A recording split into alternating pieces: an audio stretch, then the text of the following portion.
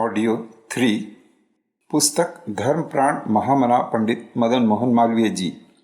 लेखक वेदमूर्ति तपोनिष्ठ पंडित श्री राम शर्मा आचार्य। अस्पृश्यता निवारण में सहयोग। मालवीय जी एक प्रसिद्ध सनातन धर्मी माने जाते थे और आचार विचार पर इतने दृढ़ थे कि विलायत यात्रा के समय अपने साथ गंगा जल और गंगा की मिट्टी ले गए थे और विदेश में निरंतर उन्हीं का उपयोग किया, पर धर्म के बहाने वे किसी अन्यायपूर्ण प्रथा का समर्थन करने को तैयार नहीं थे।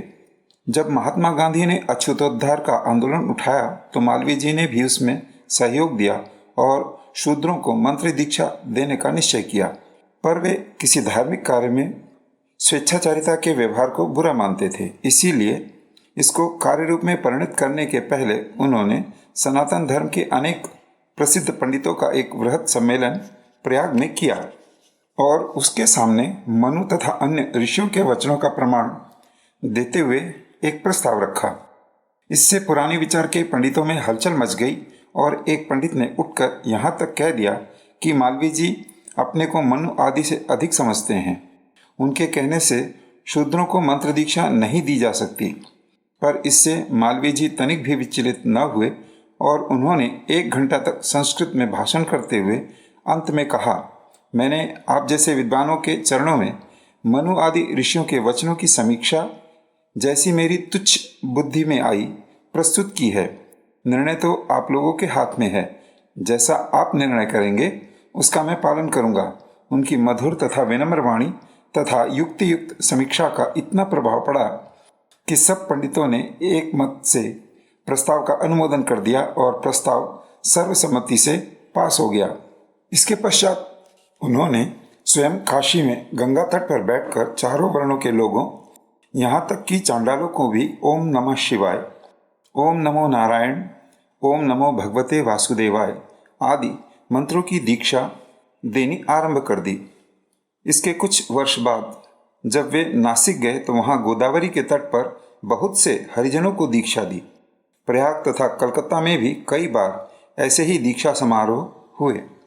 कहीं कहीं धर्म के नाम पर अंधश्रद्धा में ग्रस्त लोगों ने विरोध करके हुल्लड़ मचाया, कहीं पत्थर ढेला भी फेंके गए, पर मालवीय जी अपना काम करते रहे और मीठी वाणी में विरोधियों को शांत करते रहे। यही सच्चे धार्मिक जनों का लक्षण है। शीर्षक महामना तथा सर्वप्रियता। उनकी ऐसी महानता को देखकर ही एक बहुत बड़े सरकारी अधिकारी श्री BN मेहता ने, जो संस्कृत और पाश्चात्य साहित्य दोनों के प्रकांड विद्वान थे, कहा था, वे मालवीय जी घोंघों और केकड़ों के समूह के बीच में दृढ़ चट्टान की भांति खड़े हैं। उनका सुंदर सांचे में ढला सा शरीर, जिसका प्रत्येक अवयव बाह्य आंतरिक सामंजस्य से दमक रहा है, उनकी निरंतर तप की साधना, उनके उद्देश्य की महानता को समझकर कौन ऐसा है जो 20वीं सदी में शंकर में समाविष्ट अति ब्राह्मण को तुरंत न पहचान लेगा। कैलाश पर्वत के शिखर की भांति वे उज्जवल वस्त्रों में आच्छादित होकर ऊंची मूर्ति के समान खड़े हैं।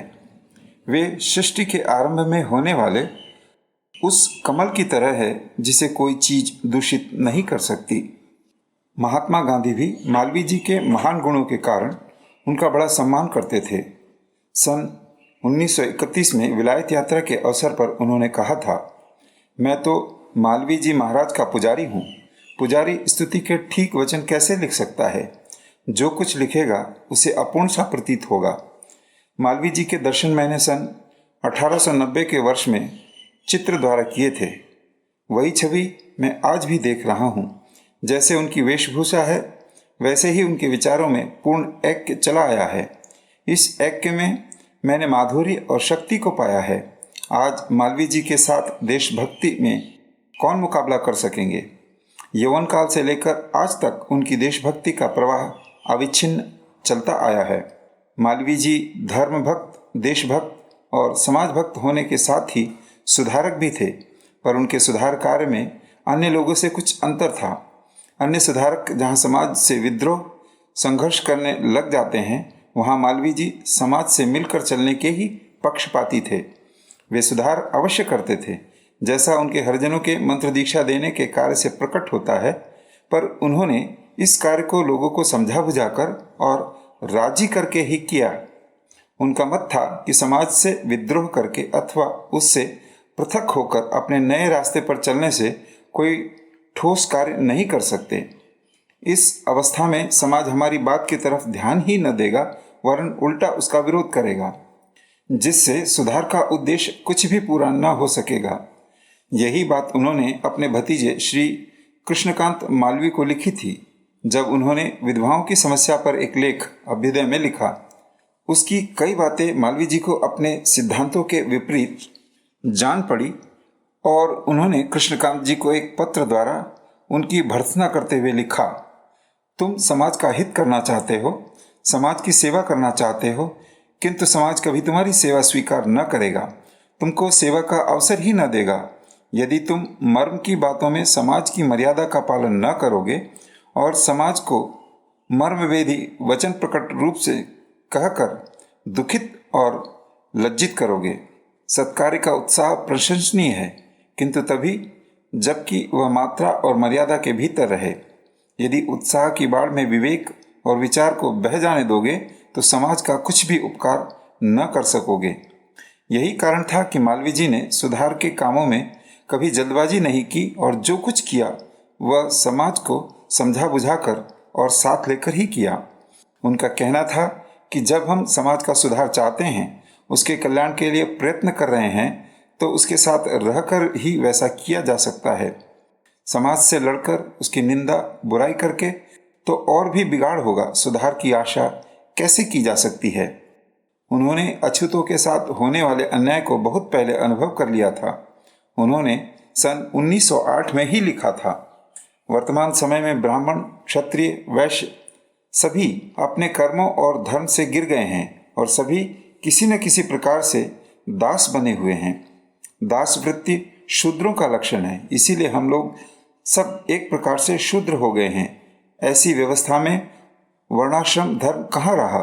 सामाजिक दृष्टि से देखने और विचार करने से यही जान पड़ता है कि वर्णाश्रम धर्म समाज और देश की स्थिति को स्थिर रखने और उसको समृद्ध बनाने का एक नियम है। पाश्चात्य देशों में जिसे डिवीजन ऑफ लेबर अर्थात कर्म विभाजन कहते हैं, उसी को ऋषियों ने वर्णाश्रम धर्म के नाम से कहा था और इस प्रकार का कार्य विभाजन का क्रम सभी देशों में प्रचलित है तथा वास्तव में इसके बिना देश का काम चल नहीं सकता। जिस व्यक्ति के प्राचीन धार्मिक परंपरा के विषय में ऐसे बुद्धि और तर्कसंगत विचार हो, उसे किसी भी वर्ग या श्रेणी की अपेक्षा करने वाला अथवा घृणा करने वाला कैसे कहा जा सकता है। यह हो सकता है कि अनेक गर्म विचारों के अथवा उतावले स्वभाव के व्यक्ति उनकी कार्यप्रणाली को पसंद न करे अथवा उसे प्रभावशाली न माने, पर स्थायी और ठोस कार्य के इच्छुक उसके महत्व को अवश्य स्वीकार करेंगे।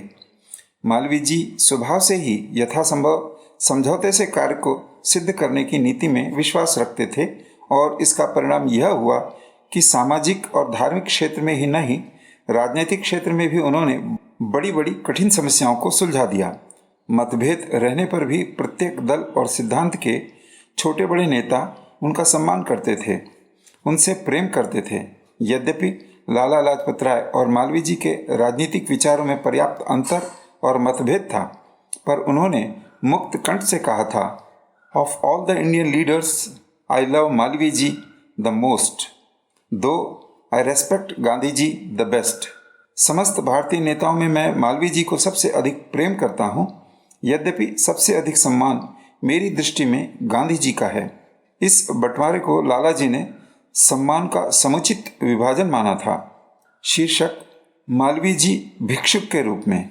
मालवीय जी को अनेक विद्वानों ने भिक्षुक सम्राट की पदवी दी थी। निस्संदेह अधिकांश लोगों को एक छोटी सी संस्था का सार्वजनिक समारोह के लिए 1500 रुपया चंदा इकट्ठा करने में ही पहाड़ को उठाने जैसा भार प्रतीत होता है।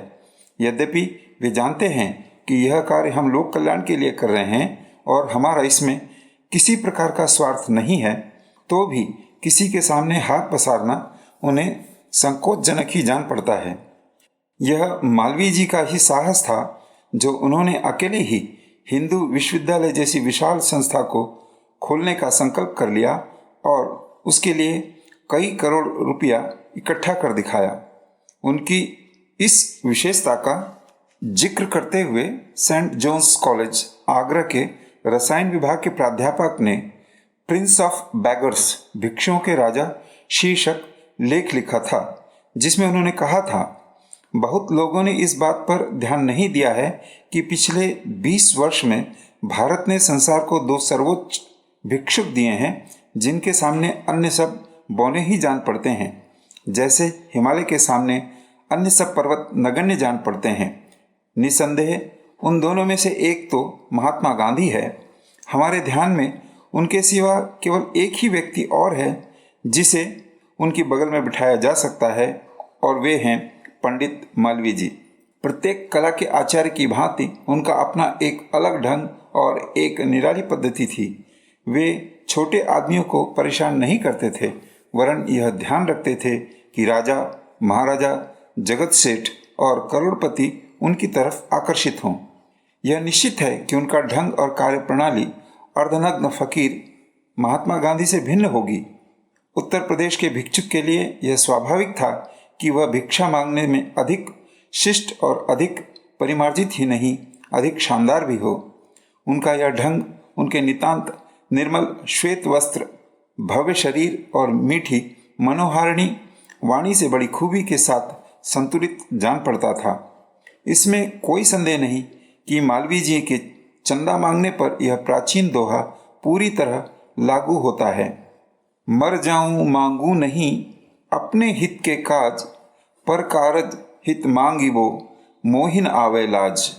मालवीय जी विश्वविद्यालय के निमित्त धन इकट्ठा करने में कहाँ तक आत्मत्याग कर सकते हैं, इसका एक उदाहरण तब देखने को आया जब उन्होंने राजा बलदेव दास बिरला से एक बड़ी रकम प्राप्त की थी। बात यह हुई कि मालवीय जी ने सुना कि राजा बलदेव दास कुछ दान देना चाहते हैं, पर शर्त यह है कि कोई ब्राह्मण उसे गंगा जी में बैठाकर ग्रहण करे। मालवीय जी इसके लिए तुरंत तैयार हो गए। यद्यपि इष्ट मित्रों तथा काशी के पंडितों ने भी इसका विरोध किया, पर मालवीय जी ने अपना विचार न बदला। जब राजा बलदेव दास जी को मालूम हुआ कि मालवीय जी जैसा सात्विक ब्राह्मण उनका दान लेने को तैयार है, तो उनको आश्चर्य और प्रसन्नता दोनों हुए। उन्होंने दान की रकम भी काफ़ी बढ़ा दी और गंगा जी के भीतर खड़े होकर दान की रकम का चेक और कुशा हाथ में लेकर मालवीय जी को दान दे दिया। मालवीय जी ने भी उस 1 लाख से अधिक की रकम को कुछ रुपया अपनी तरफ से मिलाकर विद्यालय को दान कर दिया। विश्वविद्यालय के चंदे के लिए मालवीय जी ने कहीं भी जाने और किसी से भी मांगने में संकोच नहीं किया। यद्यपि अलीगढ़ की मुस्लिम यूनिवर्सिटी के मुकाबले में हिंदू यूनिवर्सिटी स्थापित होने की बात अनेक लोगों को बहुत अपील करती थी, पर वह जमाना ऐसा था कि लोग सार्वजनिक कार्यों के महत्व को बहुत कम अनुभव करते थे और ऐसे कामों में प्रायः तभी भाग लेते थे जब सरकार को उसके अनुकूल समझ लेते थे। ऐसे लोगों में इलाहाबाद के ही एक रईस सामल दास जी कक्कड़ थे। वे अंग्रेजी सरकार के बड़े भक्त थे और उच्च सरकारी अधिकारियों के संपर्क में रहते थे। उस समय अधिकांश लोग स्कूल, कॉलेजों आदि की स्थापना और व्यवस्था, सरकार का कार्य और अधिक समझते थे। ऐसे लोग जहाँ तक हो सकता था सार्वजनिक कार्यों से दूर ही रहते थे, क्योंकि उनको संदेह रहता था कि शायद इस तरह का कोई काम सरकारी अधिकारियों को नापसंद हो। मालवीय जी मोहल्ले का पुराना परिचय होने के आधार पर उनके पास भी पहुंच गए और उनसे चंदा ले आए। इस घटना का जिक्र करते हुए एक बार सावंतदास जी ने बतलाया था, एक दिन जब मैं दफ्तर के काम से जा रहा था, मालवीय जी मेरे पास चंदा के लिए आए और मैं उनकी मनमोहिनी वाणी से इतना बेबस हो गया कि बिना तनिक भी सोचे समझे उन्हें तुरंत चेक दे दिया। बाद में मैं अक्सर सोचता था कि मुझे उस पर विचार करने के लिए कुछ समय लेना चाहिए था और इतनी जल्दबाजी नहीं करनी चाहिए थी, परंतु पंडित जी के मांगने में कुछ ऐसी जादू की शक्ति थी जो रोकी नहीं जा सकती थी। उनके विषय में किसी उर्दू शायर का यह कथन बिल्कुल सच था, असर लुभाने का प्यारे तेरे बयान में है, किसी की आंख में जादू तेरी जबान में है। मालवीय जी का यह जादू वास्तव में उनकी निस्वार्थ भावना ही थी। जो व्यक्ति अपनी अच्छी आमदनी और आराम के धंधे को छोड़कर सार्वजनिक कार्यों के लिए जगह जगह दौड़ता फिरे और तरह तरह की असुविधाएं सहन करे, उस पर कोई जल्दी स्वार्थपरता या चालाकी का संदेह नहीं कर सकता था। जब लोग यह देखते थे कि मालवीय जी में इतनी योग्यता है कि वकालत द्वारा 10-5 हजार रुपया माहवारी पैदा करके ठाठ के साथ जीवन यापन कर सकते हैं, अथवा सरकार में कोई बड़ी पदवी पाकर यश और नामवरी का भी आनंद उठा सकते हैं, पर फिर भी वे उस सब का त्याग कर तरह तरह के झंझटों और कठिनाइयों से भरे मार्ग को अपना रहे हैं, तो निश्चय ही उन पर बड़ा प्रभाव पड़ता था। उनकी वाणी में जो ईश्वर प्रदत्त मधुरता और मोहित कर लेने वाली शक्ति थी, वह इस प्रभाव से मिलकर श्रोता पर एक अलौकिक प्रभाव डालती थी, जिससे सामान्य व्यक्ति भी नहीं, बड़े बड़े विद्वान और मनीषी उनके अनुयायी बन जाते थे। उनकी इस विशेषता को लक्ष्य करके ही राष्ट्र कवि श्री मैथिली शरण ने गाया था, भारत को अभिमान तुम्हारा, तुम भारत के अभिमानी, पूज्य पुरोहित थे हम सबके, रहे सदैव समाधानी, तुम्हें कुशल याचक कहते हैं, किंतु कौन तुम सा दानी, अक्षय शिक्षा सत्र तुम्हारा, हे ब्राह्मण ब्रह्म ज्ञानी, स्वयं मदन मोहन की तुम में तन्मयता है समा गई, कल्याणी वाणी जन जन के हित में धुनी रमा गई, हित में धुनी रमा गई।